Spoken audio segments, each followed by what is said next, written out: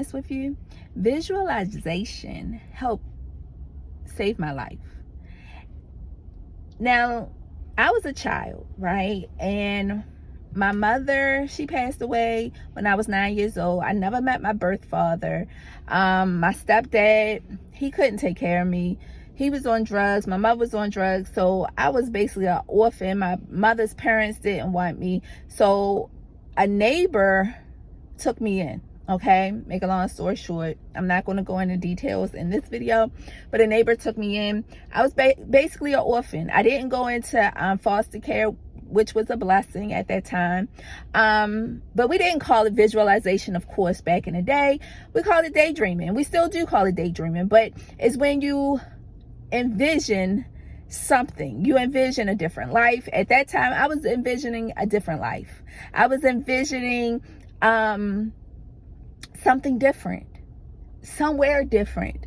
I was envisioning me living somewhere else. I was envisioning my mother being alive and we living in a different country, in different places I saw on TV. I had all these toys. I had all these nice clothes. We had a car. We had money. You know, we lived in a fancy house, in a fancy neighborhood. We had good things. Because the life that I was living with addictive parents, living in the inner city, the woman that took me in, she was on drugs. I was being abused mentally, physically, emotionally, verbally, sexually. Did I say physically? I was living in a impoverished situation. I should have been out my mind. I should have been a runaway. I should have been on drugs. I should have been a lot of things. A lot of statistics. I should have been in juvie. I should have been a lot of things. I don't even know how I'm alive today. But if it wasn't for that concept of going outside of my situation mentally, I don't know how I would have made it. Of course, there were other things that I did, like focusing on school and hobbies, after school programs, and trying to do better in school and on the choir and in sports, and trying to do the right thing. Just trying to do the opposite of what I saw. Yeah, those things help too, but mentally, going somewhere else. I was a daydreamer. I wanted more.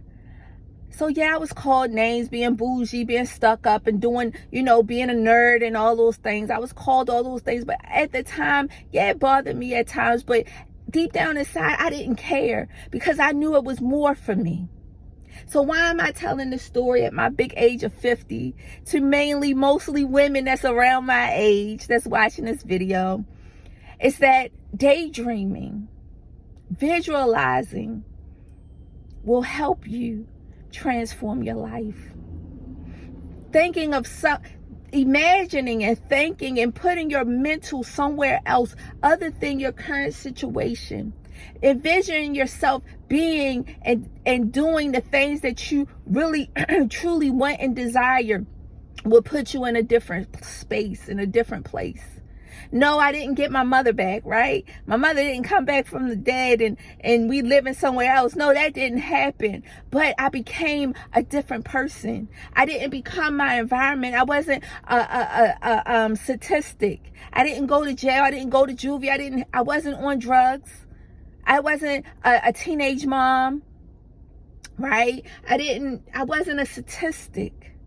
I didn't live the life that other people did my age.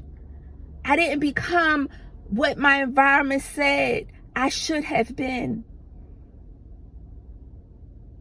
Because I imagined something different. I was a dreamer. I wanted more, and I knew there had to be more. I knew that wasn't it for me. I knew Section 8 wasn't it for me. I knew welfare wasn't it for me. Now, don't get me wrong. I'm not putting down anyone that need assistance. But I knew for me, the women that were around me, welfare was their job. They lived on it. And I'm not here to put anybody else down that might be watching this video, but I'm just telling my story from my perspective. It wasn't for me. So queens, during this 30-day push, going ghost, I want you to take some time.